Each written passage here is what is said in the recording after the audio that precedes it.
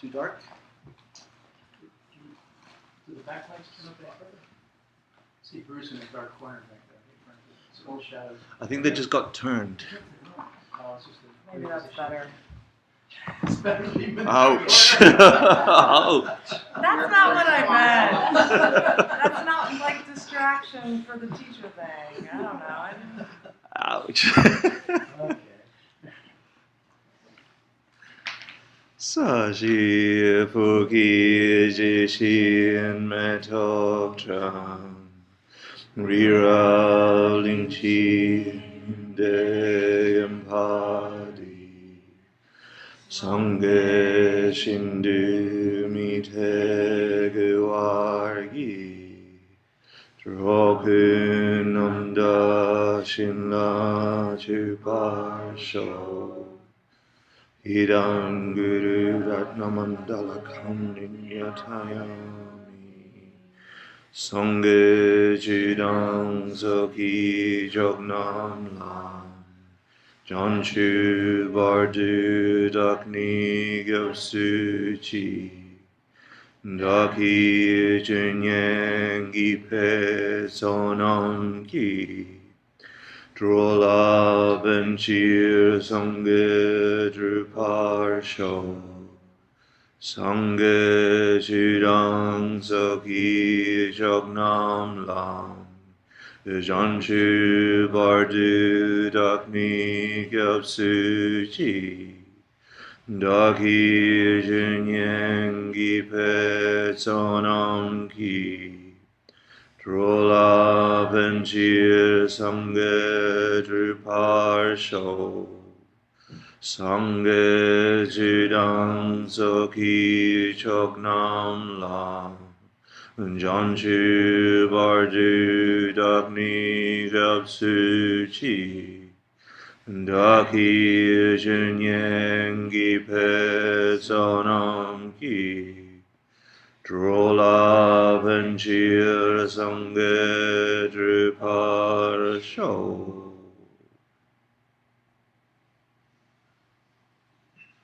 So please sit comfortably for a few minutes of meditation. Check that your spine is straight. That you're relaxed and comfortable in your body. Try to breathe through your nostrils if that's comfortable. Begin simply by watching the breath. Exhale and inhale. One round comprised of an exhalation followed by an inhalation. Count 21 rounds. And be aware of your mind. Try to not have any other thoughts or distractions other than simply observing the movement of your breath and the sensation of your breath.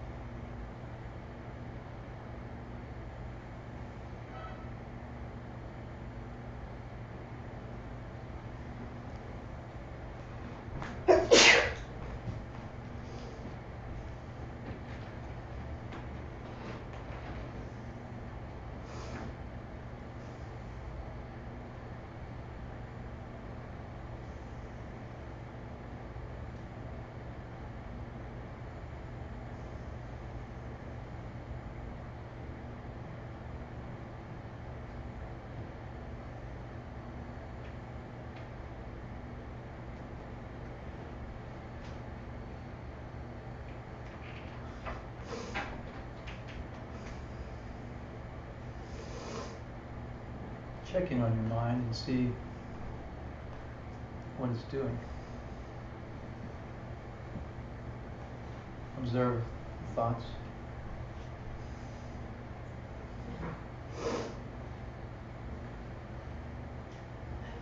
Observe whether it's judging or including or discriminating or labeling. Watch the mind move around as you count your breaths. Be aware of its movement.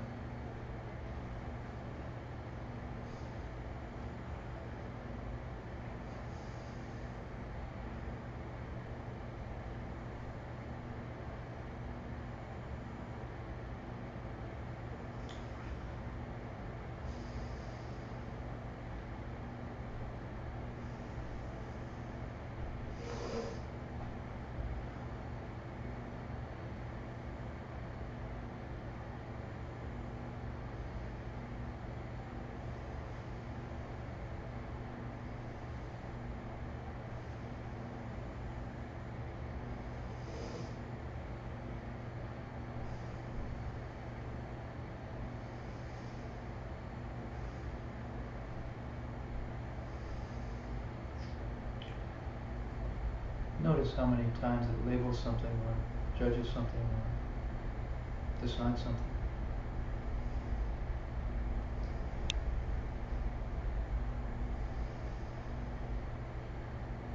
Continue watching your breath and watch it do these things of its own accord. Just watch your breath and observe.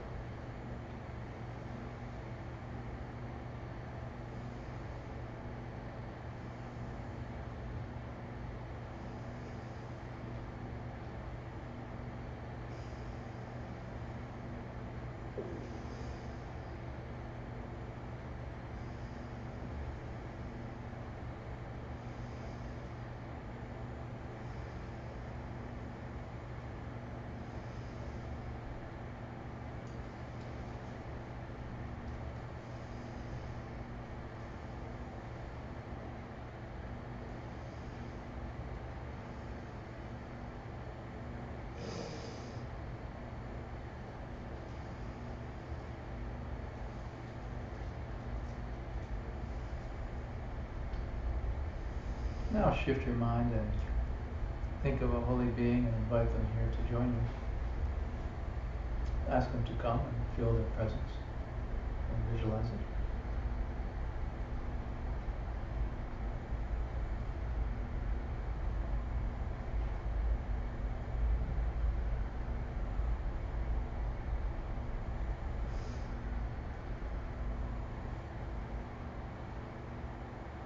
Think of a good quality, a specific good quality that they have that you aspire to in yourself.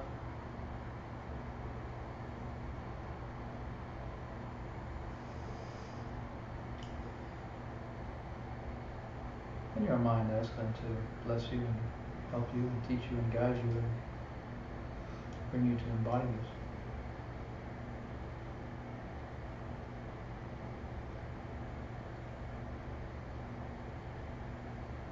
You can see them come close and become smaller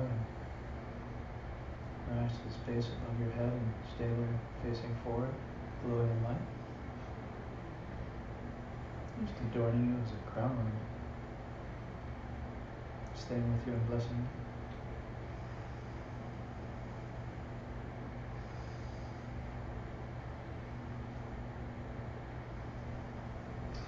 So, homage to all holy beings. Thank you for coming.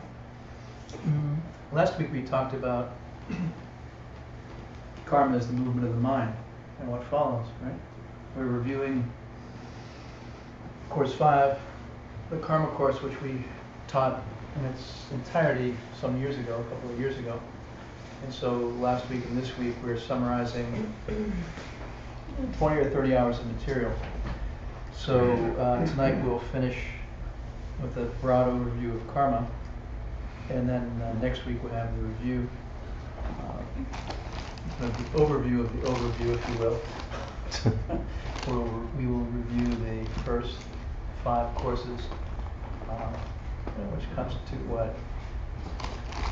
120 hours of material or something like that. We'll cover in 2 hours next week, something like that. So, right, so anyway, we talked last week about, you know, karma and what is karma, and karma is the movement of the mind and what follows, right?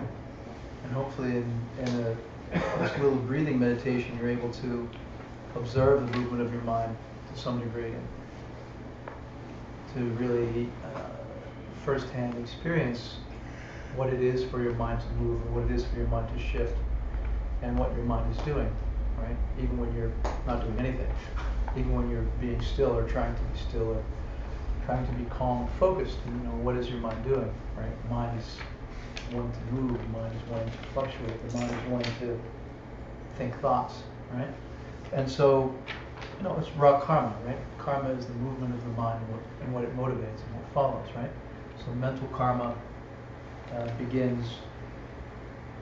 initiates verbal and physical karma, right? There's karma of body, speech, and mind.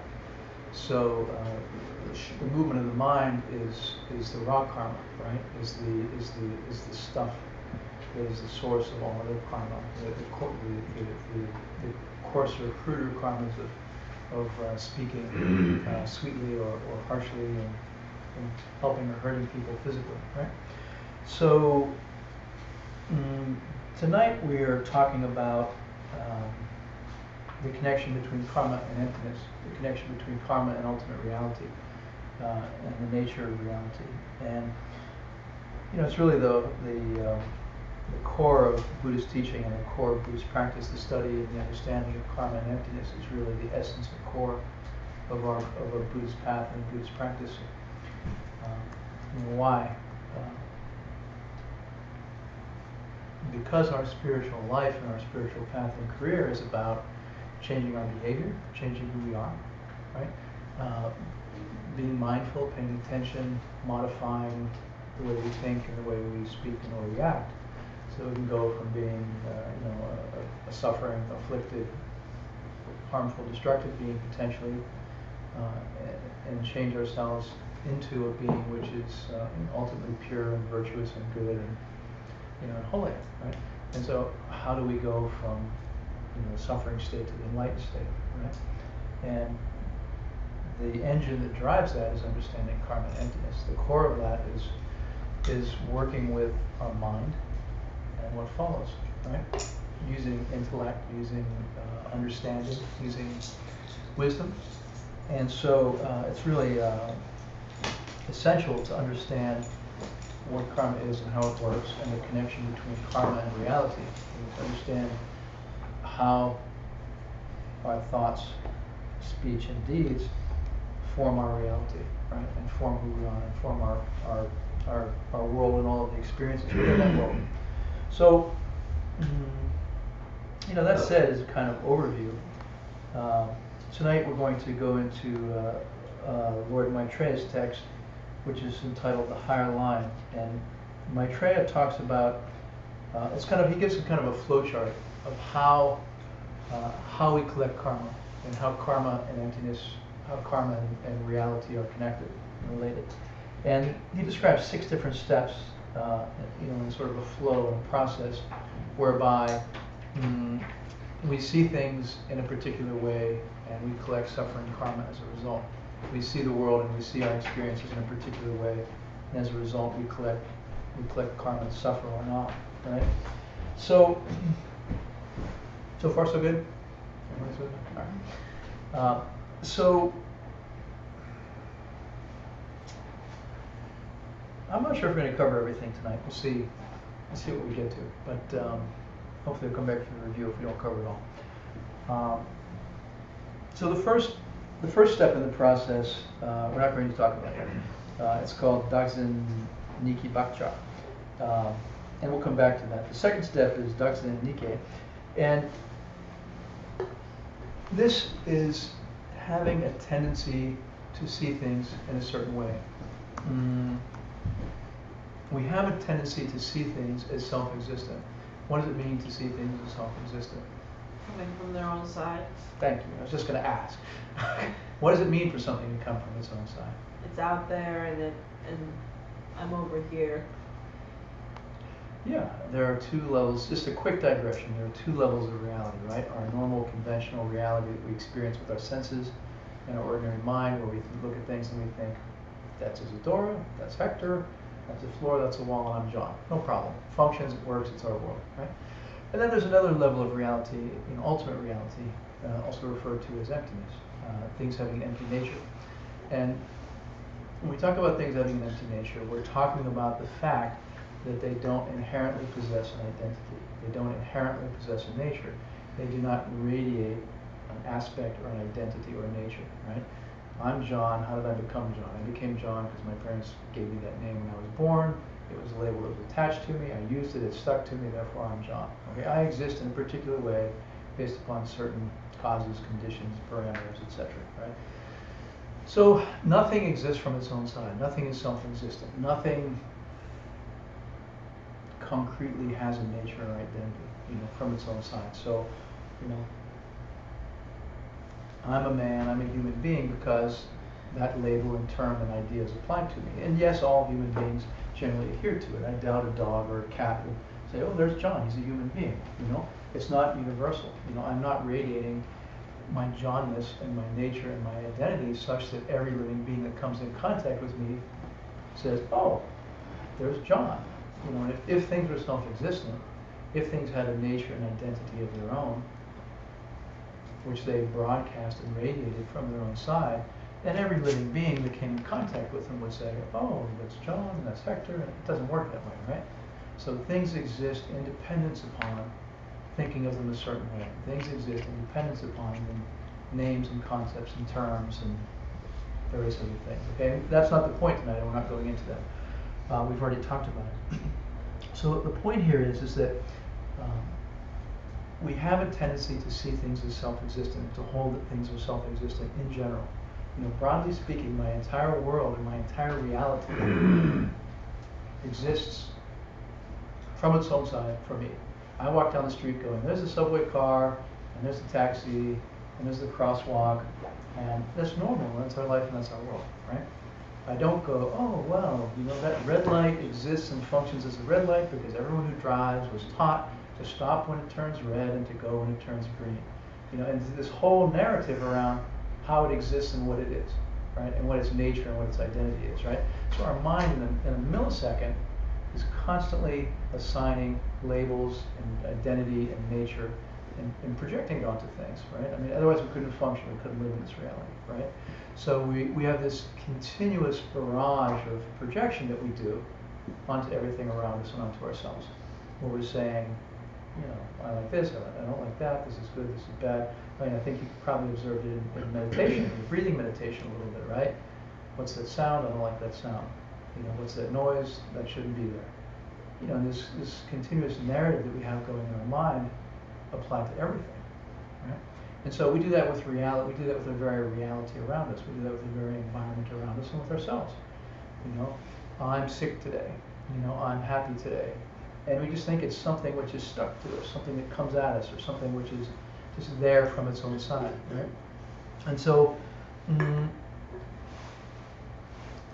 any being which has not experienced ultimate reality directly lives in that world, lives in this kind of reality, this conventional, self-existent reality, right? So, we are born, and we have these mind which functions in this way to take in information through our senses, process it, for the mind to conceptualize it, and then project the conceptualization and the idea onto us and the stuff around us, right? So we see ourselves and we see the world around us as self-existent, I'm just a male, human being, end of story. And so the thought process doesn't really go deeper than that, you could say, right? It wouldn't be very functional for us to walk around going like, well, this is asphalt because somebody named it asphalt 200 years ago when it was invented, and it's really comprised of the parts which are glass and tar, and then the men come and work on it, and they melt it, and then they steamroller it, and then it's a road. You just think, no, it's a road, right? We wouldn't be able to function if we're trying to do this sort of, if we had a way of thinking, we were constantly acknowledging and identifying the causes behind everything and the parts that comprise everything, and the fact that we're projecting identity and name and nature onto everything around us. If we were going through life that way, it would be hard to function, right? I mean, you couldn't get across the street, right? You'd be sitting there going like, right? So the world we live in and the reality we live in is one where the mind is just going street, car, subway, red light. And it all has identity, and all has meaning, and all has name. And the mind just says, it's there. It's just there, right? It's there attached to it. That street light has its functionality and its name and everything else attached to it. And it's just over there, right? And so does the taxi, and so does the bus, and so does the crosswalk, and so do all the people, okay? Everything is attached to the objects out there, yeah. Is there a cessation that comes from seeing dependent origination directly? Sure. There is. And what is that? Well, no, I got ahead of myself. I shouldn't say there's a cessation. And I'll be honest with you, I haven't studied the full course. I only studied the review, so I can't answer you precisely and specifically, because I don't want to give you an incorrect answer. Having a direct experience of dependent origination is the highest perception one can have in this reality. And so what David's talking about is when one gets to the point, and it's a result of deep meditation and study of the intellectual study of ultimate reality, when one gets to a point where one is actually, going to have drink a cup of tea, and they're looking at the cup of tea and they're validly perceiving. And I don't mean there's an intellectual thought process, right? There's a difference between an intellectual thought process and a natural arising, a natural experience, which is not a thought process, right? They're different things, and so we're talking about the latter. We're talking about, one is having a cup of tea and one is looking at it, and there's a natural thought process that occurs that goes, I don't see a cup of tea. I see round, brown, moving stuff that has fluidity, and I see, this round thing that's fuzzy, that's wrapped, it's, there's strands that I'm calling a string. So there's this whole process of seeing all the different parts and all the different components and all the different elements of the stuff, and going like, well, I'm differentiating this from that, and I'm calling this close to me and that far from me, and I'm actually seeing like I could be seeing a flat field of vision where there's like tan with dark lines, and there's like white with shading and circularity, and I'm watching my mind actually make the distinction that the white roundness with circularity is separate from the tan flatness with lines, and this is over there, and that's over here, and this is what I'm calling a hand, and it's holding what I'm calling a teacup, which contains this fluid brown stuff, and so the mind is just, essentially deconstructing everything naturally, right? So,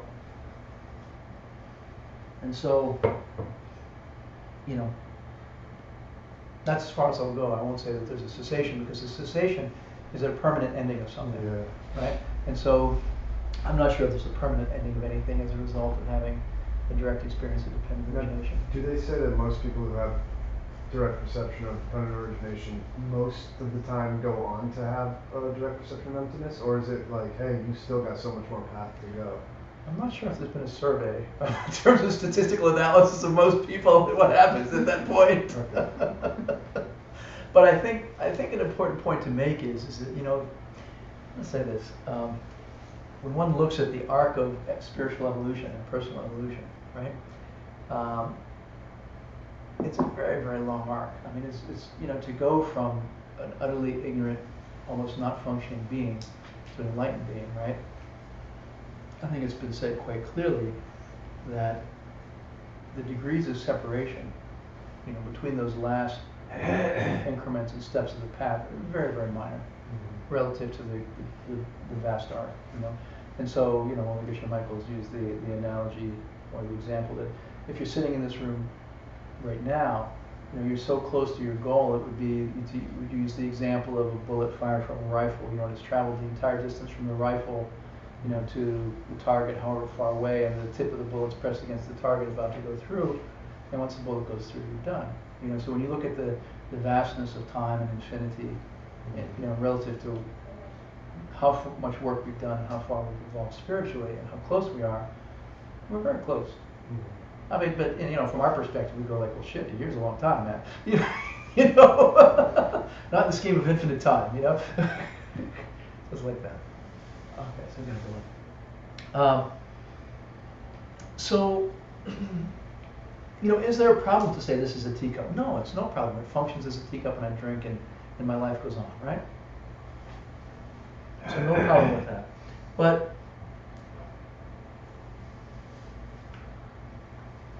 there isn't this constant commentary in the back of my mind which is trying to or even naturally correcting the thought or the idea around how this exists. You know, my mind isn't going like, remember, John, teacup is coming from you, right? An enjoyable liquid is coming from you, and on and on and on. This endless narrative, right? Around how this exists and where it comes from and what it is, right? This is a circular thing, and a fluid moving thing, and a colored thing, and you know, I'm taking in sensory information, and my mind is assembling it and experiencing it through my senses in a particular way as a particular thing. It's not a teacup from its own side. You know, I mean, really, I mean, if you want to just keep going, you could say, look, I mean, I just have some sense receptors where some sodium ions are moving around, you know, creating an electrical signal, which is then traveling over some tissue, you know, which is then causing this other thing to happen, and then you know, you know, and I have some sense receptor nerves on my fingers, and they're getting pressed on, and you know, and it's like sending it, you know, causing another, you know, ion to move through an ion channel in my cells, and you know, go on and on and on and on, right? There isn't any pressure. There isn't any liquid, right? I mean, all of those things are just ideas that my mind is throwing out because all I'm getting is you know, a chemical reaction on my tongue or on my finger from pressure, or you know, according to whatever. And the mind, even at a biological level, you know, we don't think accurately. And so this is really what this point is saying is it's doing it in an esoteric way, but you could just even do it in a biological way to say, come on, you know, I mean, you're not hearing anything. You're actually having some little things like send vibrations through some liquid in your ear, which is causing some hairs to move, you know, which is causing, you know, right? It's not sound, it's the movement of hairs in liquid, you know, which you're calling someone talking, you know. So, and you know, and so anyway, we don't go through life like that. We don't think like that, and we don't live like that. It's just like, no, there's a person there, and they're speaking to me, and I understand it, but it isn't how it really exists. So, okay, hopefully, enough said. Yeah, we'll move on. All right. So, why do we do this? Why does our mind function like this? Why do we think like this? Because of the first step, which is the bakchak.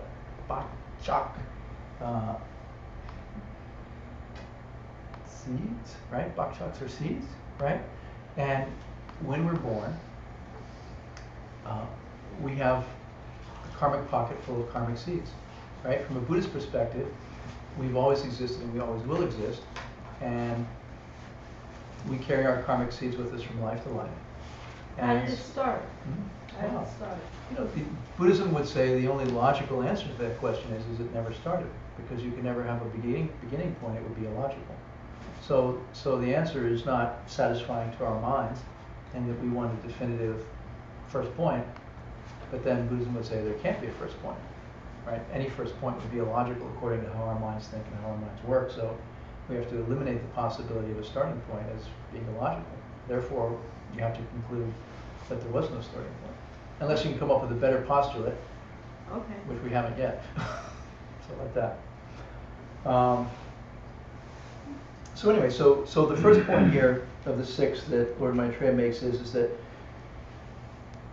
the karmic seeds that we bring with us into this life, right, basically cause us to see things, for they provide us with the tendency to see things as self-existent. We have karmic seeds in our karmic pocket, if you will, to see things as self-existent as soon as we're born, from previous lives. From countless past lives of seeing things as self-existent, the causes are there to see things as self-existent in this life. And so that's why we see things this way. And so that's this first point. And then, so we're born with that tendency to see things as self-existent from prior life, countless prior lives, which then produces the karmic seeds ripening into the general tendency to experience everything around us our entire life long as being self-existent, right? Okay, and then So then that leads to the third thing, which is seeing specific events and specific people and specific things as self-existent. So we have a general tendency, I mean, we broadly and generally experience the whole world as self-existent, right? On every level. Well, then, based upon that, you can isolate in on events and instances of self-existent thinking. You can say, okay, I went to work today and somebody yelled at me, and I saw that as self-existent, right?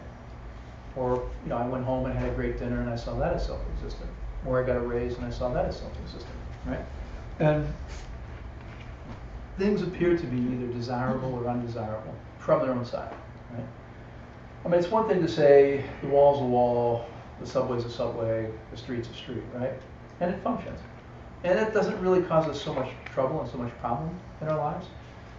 But once we start to get into interactions, right, relationships and events, right, that's where it gets slippery and that's where it becomes problematic because, it's not like interacting with the street, I'm going to collect a lot of negative karma, right? Or some other inanimate object. But interacting with other sentient beings is much more difficult, much more dynamic, right? And so as a result of that, someone comes along and I think they're attractive or unattractive. An experience comes along, I think it's pleasurable or painful from its own side. Just like I think the street light from its own side. When I get a raise at work, when I get a raise at work, I think, wow, I get more money and that's great and it's lovely and isn't it great? And that's just where the thought process stops, right? Money's good from its own side, right? Somebody yelling at me is unpleasant from its own side, right? So we don't think that it's not about that. We don't think that everything's about me, right? When we go through our life, we're thinking it's their fault. They're yelling at me. It's their problem. This guy. I was polite. I behaved nicely. I behaved appropriately. This person started acting out. They started yelling at me. They started mistreating me. What's wrong with this guy? His parents didn't raise him properly. He wasn't socialized properly. Nobody taught him manners, right? It's all about what's out there, right? It's the thing out there is the problem, and all of the externals are the problem, right? Or something I like. This person's beautiful. We went on a date. I had such a great time. Felt so good. And they this and they that and they the other, and they combed their hair so nicely and they smelled so good, and the clothes were so beautiful and they were so witty, and all out there, right? So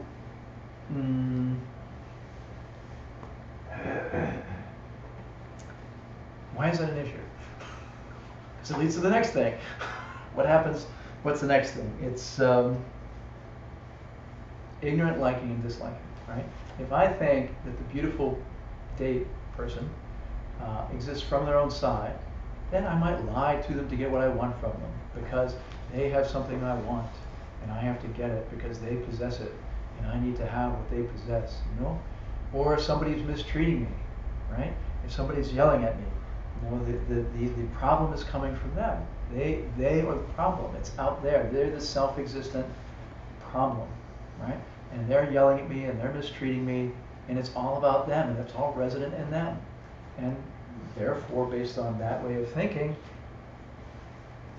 typically one would yell back or mistreat them back or engage them in some negative way or push back or do something which is not really based upon any kind of wisdom. So based upon this third step, right? Ignorance arises, and we try to get something or try to avoid something based upon our ignorance, right? It's self-existent. I want it or I don't want it, and so fair game, right? The way you get away from the way you get away from people who are treating you badly is to, treat them worse than they're treating you so that they leave, right? If somebody's yelling at me, if I yell at them louder, they're going to leave, right? Somebody pushes me and I push them harder, then, I win, right? Or, on and on and on. It's pretty self-evident, right? So that ignorance causes us to behave in ways that are negative and harmful towards other living beings and, therefore to ourselves, right? So, especially when there are strong emotions, right? I mean, it's one thing to just sort of be walking down the street and to say, well, this person, is cutting in front of me, and I'll be generous, and I'll think of them as being in a hurry, and let me try to help them be happy, and let them go first. But then it's another thing when somebody really pisses you off, right? I mean, as the tenor and emotional intensity and magnitude and amplitude increase in our interactions, then the ignorance increases proportionally also, typically, right? And so it's especially true that when we have strong interactions, powerful interactions, that we lose control of our mind and we lose control of our thoughts, and we behave based upon ignorance, right? And as a result, we collect negative karma, which is the step fifth, right? Lesak, collect karma. And so this is the intersection of karma and emptiness, right? This is the teaching where karma and emptiness is specifically tied together in the scriptures, and it's really the holy grail of Buddhism, if you will, where Lord Maitreya is saying, look, you're born with ignorance. As a result, you see the world ignorantly in general. As a result, each of your specific interactions are based upon ignorance and are ignorant, and especially as emotions become stronger, then the ignorance grows. And based upon that ignorance, ignorant liking and ignorant disliking, collect negative karma. So based upon seeing things as self-existent, and based upon not seeing things as empty of self-existence, we act inappropriately and incorrectly and negatively, and we collect karma. Right? So that is really the core, the essence, the heart of Buddhism, right there, in those two steps. Right? Very profound, very holy, and very say up until recently very rarely taught, more widely spread and disseminated thanks to Holy Geshe Michael. So by doing something in a wrong way, i.e. with ignorance and the wrong motivation, right, we collect negative karma. We collect the negative karma. We get into the eye for an eye thing, right? They treated me that way, I'm going to treat them that way back. I mean, it's pretty typical, right? That's why it's called samsara, right? Because our reflexive reaction, our typical habitual reaction, is exactly the wrong thing. It's typically the opposite thing of what we need to do to put an end to our suffering and cause our future happiness. Somebody shouts at us, we want to shout back. Someone pushes us, we want to push back. Someone stabs us in the back, we want to get back at them. Somebody slanders us, we want to do something to them, right? And on and on and on. So, and then this leads to the sixth step, which is Korwe Kor, which is you circle in the circle. You circle in the circle of suffering, which is samsara, right? And so we perpetuate our own pain. How? Right? How does it work? We go to work, somebody yells at us, we yell back at them, we collect the causes to be yelled at again. We go to work, somebody yells at us, we yell back at them, we collect the causes to be yelled at again. Somebody yells at us, we yell back at them, we collect the causes to be yelled at again. And it goes on infinitely. It goes on ad infinitum. It's hard when you're really upset, though. Absolutely. It's hard to just think to yourself, okay, this is coming from my side, my karma. Yeah. And not get upset back. Absolutely. But that's what wisdom is, right? Yeah. That's what training and that's what wisdom is. And, personal responsibility is such an foundational aspect of our practice. I'm responsible for everything I think and everything I say and everything I do. I'm responsible for my world, and I'm responsible for my reaction to the world around me.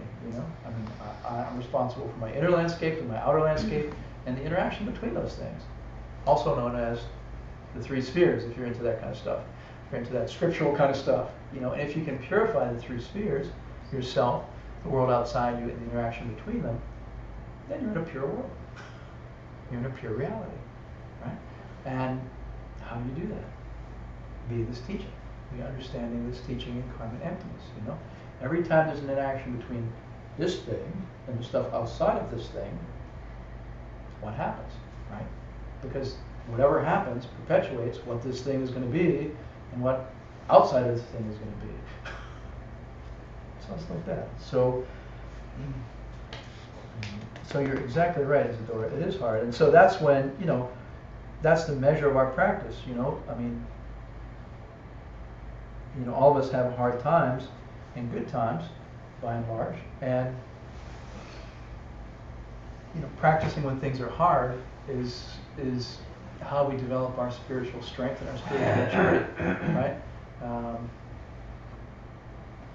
You know, it's one thing to try to practice when things are going pretty well, or when, you know, life is okay. But then it's a completely other thing, you know, to be in lousy circumstances and to be really out of balance and off center, and to still be thinking this way, right? To not have one's center and to not have one's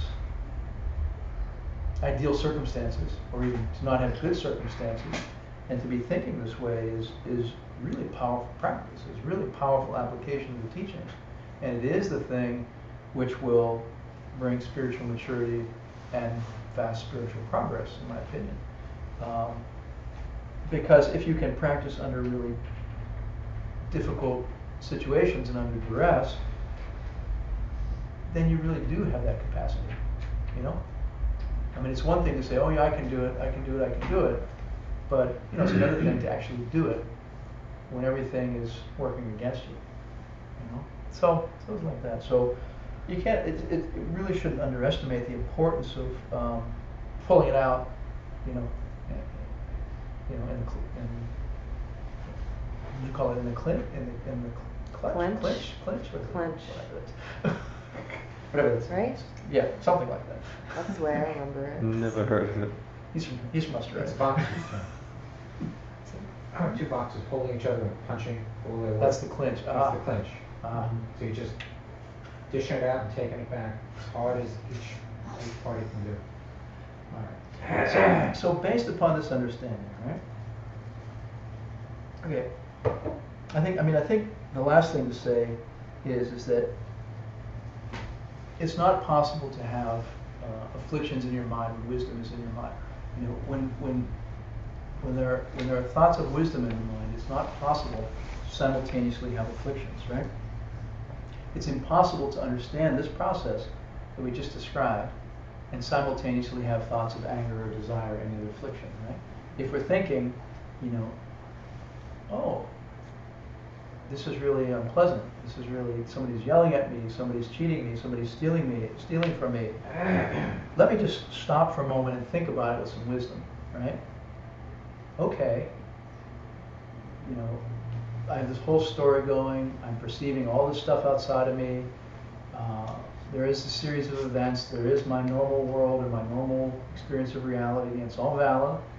And what caused it and where did it come from? You know, it was caused by me in the past, karmically. I yelled at somebody in the past. I'm being yelled at now, right? If I believe that and if I understand that, then based upon wisdom, I know exactly what to do and what not to do right now. You know, I need to just bite my tongue and not yell right now, and not create a yelling person for myself in the future. So, you know, so to whatever degree one has that understanding, and I don't want to call it belief, but the deep conviction of that truth, then the less likely they are to be afflicted. And the more deeply one is trained in that, the less they even have to think about it, right? I mean, in the beginning, there's a lot of thought involved to thinking, oh, let me think about what's going on, and where did that come from, and how should I think now, and what should I say, and what shouldn't I say? I mean, that's kind of earlier on in one's training, right? But then as one has gone through these lines of reasoning and practiced it for a while, then one can just be much more natural and reflexive about it and saying, like, you know, of course I'm not going to respond. Of course I'm not going to say anything. You know, of course it's unpleasant. Of course it's painful. Of course I don't like it. But, you know, I know better. You know, I'm not going to do anything negative such that I just cause more problems for myself. It's just irrational. Why would I do that? You know, so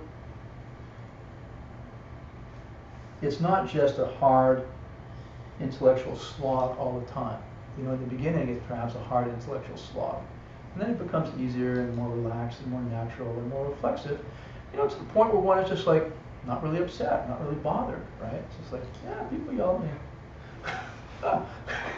You know, and you know, so, and on and on and on like that. Okay, so that being said, about the connection between karma and emptiness and how and why ignorance arises in our minds, and what we should do, right, when ignorance arises in our minds, then we need to take a look at reality and how things exist and how they don't exist in that context, right? So I suppose one last thing to say about these 6 steps is it's really important to have this flow chart in one's mind, you know, and to really be able to follow it, you know, forwards and backwards in every which way. Okay, I was born with seeds to see things self-existently. You know, from the moment I was born, I've seen things broadly and generally as existing out there from their own side, right? Based upon that, I get into these individual interactions where they're self-existent, you know, and, you know, that's a person from its own side, and that's a good person from their own side, and that's a bad person from their own side, and that's annoying from its own side, you know, and I like that, and that's pleasurable from its own side, right? And then based upon that, you think, well, that's pleasurable from its own side. I have to get it and experience it, because the pleasure resides in that thing, and I have to take that thing and get that thing to get some pleasure, you know, and therefore I'll do whatever I need to do so I can get some pleasure, right? And so based on that, then I engage in ignorant negativity. And then based upon that, I collect karma. And based upon that, I experience it again. You know, I experience the same problem again. You know, then you got to be able to go backwards. You know, why is this person yelling at me? They're yelling at me because I yelled at somebody else in the past. Why did I yell at somebody else in the past? I yelled at somebody else in the past because I thought they were a bad guy from their own side who was a pain in the butt from their own side and causing me problems from their own side. And it was all coming from them. Why did I think that? Because I was seeing them as self-existent, existing from their own side. Why am I seeing them as self-existent? Because I see the whole world as self-existent. Why do I see the whole world as self-existent? Because my mind stream is full of these karmic seeds that force me to see everything as self-existent. So it's important to be able to really understand it, you know, fully, and both from the perspective of avoiding problems, right, when you do the forward flow, and understanding why problems happen when you do the reverse flow. Right? And to be really well versed in that. Okay, so that said, I think it's a little early, but let's take a break because it's an important discourse to go through, and who knows how long it may take. And I think good to be fresh with the discourse. So there's sugar out there, so you can amp up on sugar and come in with a good 15 minutes of energy before you crash.